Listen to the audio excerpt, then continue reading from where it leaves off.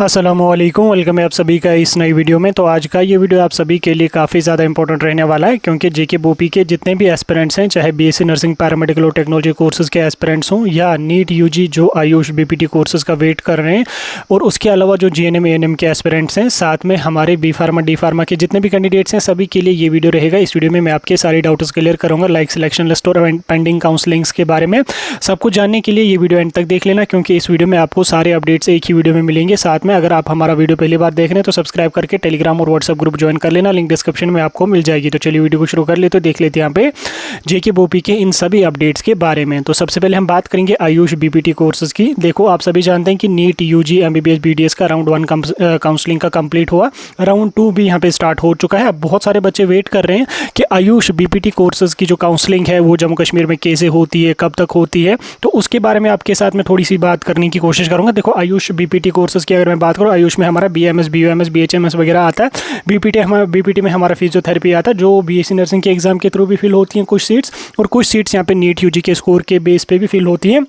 तो दोनों की जो काउंसलिंग होती है वो एक ही साथ होती है। आयुष और बीपीटी की काउंसलिंग एक ही साथ हो जाएगी। हालांकि लास्ट ईयर बीपीटी की अलग हुई थी, क्योंकि उसमें कोर्ट केस का कुछ मसला था, जिस वजह से ऐसा हुआ था।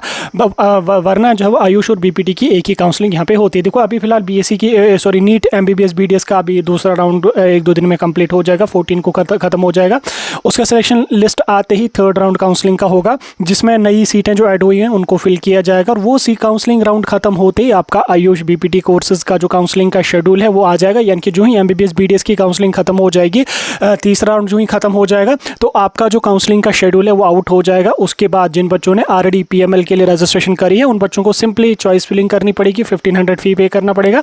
और जिन बच्चों ने पहले रजिस्ट्रेशन नहीं करी है, वो आयुष बीपीटी कोर्सेज की पीएमएल के लिए दोबारा से उनके लिए पोर्टल ओपन होगा 3 से 4 दिन के लिए। तो उन 3 या 4 दिनों में आप लोग जब वो रजिस्ट्रेशन अपनी कर सकते हैं। फी जो भी पे करनी है वो 1500 तक होती है, वो पे करेंगे। उसके बाद चॉइसेस वगैरह अपने फिल करेंगे, तो आपका सिलेक्शन लिस्ट यहाँ पे आ जाएगा। यानी कि अगर आपने पहले पीएमएल की रजिस्ट्रेशन करी है तो दोबारा रजिस्ट्रेशन करने की ज़रूरत नहीं है। अगर आपने पहले नहीं करी है तो आयुष के लिए आपको दोबारा से पोर्टल ओपन हो जाएगा, तो आप उसके लिए रजिस्ट्रेशन कर सकते हैं, कोई मसला उसमें नहीं है। आयुष में हमारा बीएमएस बीयूएमएस आता है और बीपीटी कोर्स आता है, तीनों की काउंसलिंग एक ही यहाँ पे होती है। और तीनों का काउंसलिंग का जो शेड्यूल होता है वो ऑनलाइन मोड में ही आपका आ जाएगा। ठीक हो गया आपका आयुष का। जीएनएम एएनएम की अगर मैं बात करूं, जीएनएम एएनएम का जो काउंसलिंग है वो राउंड 1 का कंप्लीट हो चुका है। सिलेक्शन लिस्ट अभी उसकी आने वाले 2 या 4 दिनों के अंदर अंदर आपको देखने को मिलेगी। अभी फिलहाल कल पोस्ट बेसिक बीएससी का सिलेक्शन लिस्ट आ गया। अब जीएनएम एएनएम का आने वाले कुछ ही दिनों के अंदर अंदर आपको लिस्ट देखने को मिलेगी। उसके बाद फिर दूसरा राउंड होगा, फिर तीसरा राउंड होगा, फिर जो सीटें बचेंगी वो डायरेक्ट एडमिशन्स के थ्रू फिल हो जाएंगी। बहरहाल फिलहाल के लिए आपको जो सिलेक्शन लिस्ट जो पेंडिंग है वो आने वाले कुछ ही दिनों के अंदर अंदर आपका सिलेक्शन लिस्ट यहाँ पे आउट हो जाएगा। 3-4 दिनों के अंदर अंदर लिस्ट आ जाएगा, आप एडमिशन अपने उसके बाद 5 या 6 दिनों तक अपने एडमिशन आप लोग अपने करेंगे। अगर मैं बात करूं बी फार्मा डी फार्मा की काउंसलिंग की, तो देखो अभी फिलहाल के लिए हमारे पास जो वैकेंट काउंसलिंग है वो सिर्फ और सिर्फ बी फार्मा की ही है, क्योंकि फार्मेसी काउंसिल का कोई दबाव इन पे होता नहीं है कि आप काउंसलिंग जल्दी कर लो, एडमिशन जल्दी करो। जैसे नर्सिंग में आईएनसी का इनको प्रेशर होता है, एमसीसी का एमबीबीएस में प्रेशर होता है कि काउंसलिंग जल्दी खत्म करनी पड़ती है, लेकिन PCI pharmacy council of India का इनको कोई भी उतना प्रेशर नहीं होता है। किसी भी स्टेट की जो भी काउंसलिंग बॉडी होती है तो उनको कोई भी लास्ट डेट या कोई भी दबाव नहीं किया जाता। तो इसलिए काउंसलिंग जो फार्मेसी की होती है, बी हो डी हो,